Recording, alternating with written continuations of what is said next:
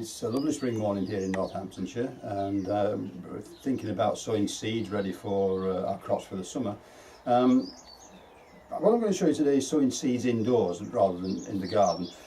Here in the greenhouse, this is an unheated greenhouse. These seeds will be sown in here and then left in here, and they will germinate. They'll germinate quite readily. All we need to do is just protect them from frost, and the sort of light frost we're likely to get in the next few weeks shouldn't do any harm at all, but we can always put some fleece over them if necessary. Let's take a look at the materials that we're going to need today. First of all, we're going to need some compost. This is multi-purpose compost, but you can use either multi-purpose or seed sowing compost. It doesn't matter, it's entirely your preference and whatever you can find in the shops. Need some seed trays, we need some pots, the seeds themselves, and most importantly, marking pen and some labels. It's essential that you mark every pot or seed tray with what's in it and the date you sowed it. If you don't, I promise you, in a few weeks' time you'll have forgotten, because once they come up they all look green and they all look the same. So please make sure you do that. Right, let's make a start. What I'm going to sow first are some leek seeds. Reasonable size seed and relatively easy to handle. I'll put them in this seed tray. This is a standard size seed tray. They come in various qualities. This one's quite a flimsy one, but they're reusable if you handle them carefully. So what we're going to do is fill this with half fill it with compost. If we fill it, we won't have enough room left in it to cover the seeds once they're in there. Now, as you put your compost in, just rub it between your hands, because sometimes you've got what appear to be lumps in there. Now, it's not lumps at all really. All it is the compost has just got compressed, and if you just rub it gently it'll fall apart. So you don't want to be covering your seeds up with great big clods of compost like that. Now we're going to get it about half full, so just carefully try and spread it out with your hands so it's about right. Push it into the corners. There we go. And then my secret weapon, it's just a simple piece of wood.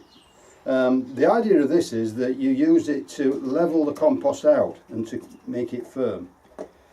The intention is not to compress it, not going to press it down really hard, but just leave a flat surface. That's a bit big, that piece, we don't need that, which we can sow the seeds on. There we go.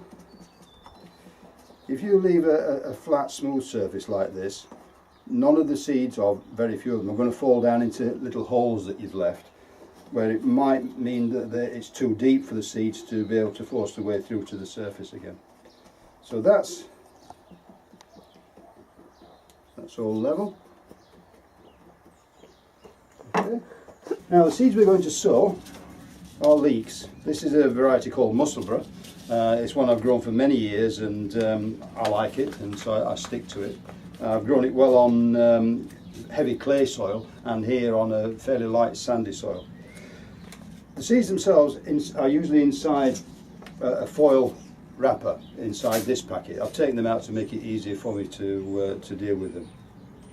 If you're not going to sow all the seeds, leave them in that little foil wrapper. When you've finished, just seal it over, pop it back in there, and they'll last until next spring. So these are leeks. Fairly large seeds, actually look like little pieces of coal. The easiest way to sprinkle them is to grab them between your thumb and forefinger and just gently rub your thumb and forefinger together as you move it over the surface and drop the seeds down. Because they're black on this dark coloured surface, they don't show up wonderfully well, but you can actually see them. Now the intention is to keep them fairly thinly sown so that they have room to grow. You don't want them too tight together, that causes all sorts of problems later on. There we are. Put those few back in the packet, so this one to go back in the foil wrap for next year. Next thing is to put a layer of compost on top of that. Now it only needs to be just covered. It's very difficult to measure how much you've put on because it's you can't see where you started from. So just get some of your compost, crush it in your fingers, and just sprinkle it on. There we go. If there are any real lumps, that's a little stone, that's unusual. Take those out. Do your best to keep it as even as you possibly can.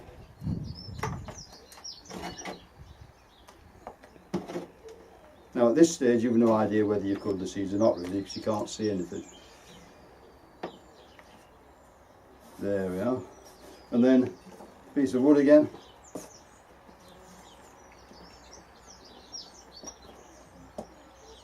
And just gently level it out again.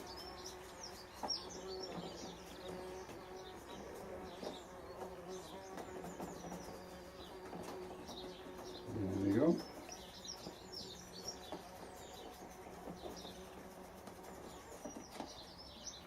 You can buy fancy pieces of wood or plastic utensils that have little points on them so that you can make holes to sow your seeds if you want, or have a handle on it to make it easy to mould, but I just prefer the simple piece of wood. That's that finished. Now, two more things to do. One, move that out of the way, is to water it. Now you really need to water it. You don't need a lot of water, but you need to make sure the compost is wet right the way through. And you need to have a watering can that's got a fairly fine rose on it. If you just try and pour it on top of that surface, what will happen is that the compost will be washed away and you'll disturb the seeds. So a nice watering can, just move it across the top like that. Make sure it goes all over. That's it. And the final thing is our label. What's the date today, camera person, please? 7th of April today. 7th of the 4th.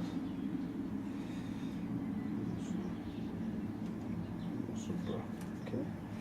And there we go, there's the label.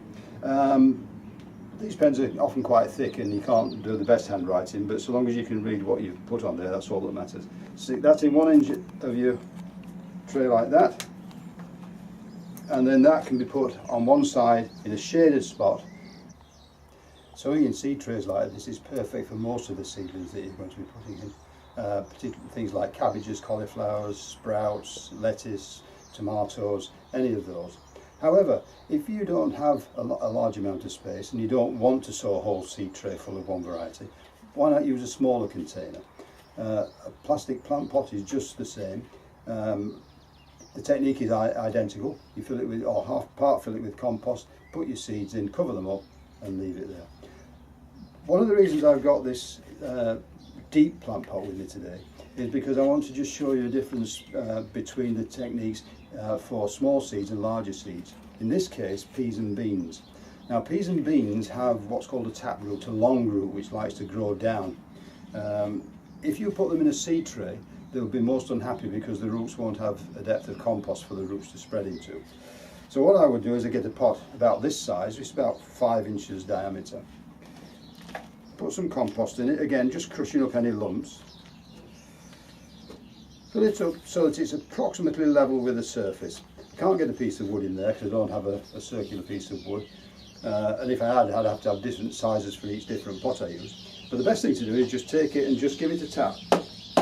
2 taps on the bench. That consolidates it. Now I've put 5 seeds in a pot this size. So hold with your finger in the middle.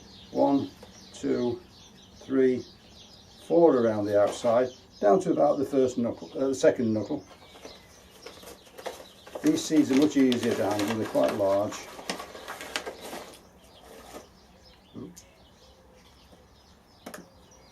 Try not to drop them all in the compost, otherwise you'll have beans growing everywhere. And pop 1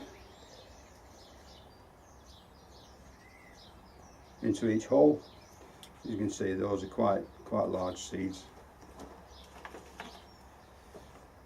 Just a little bit of compost over the top. Tap on the bench.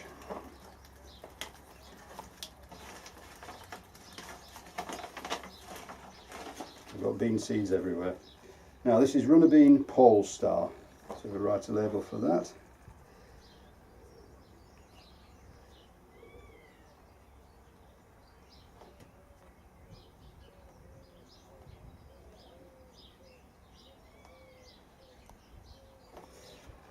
That goes in the edge. Don't stick it in the middle because we've already stuck a seed in the middle.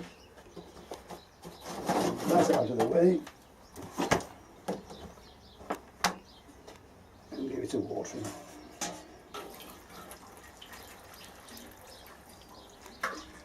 There we go. Treat that exactly the same as you would your seeds in the seed tray. There we go.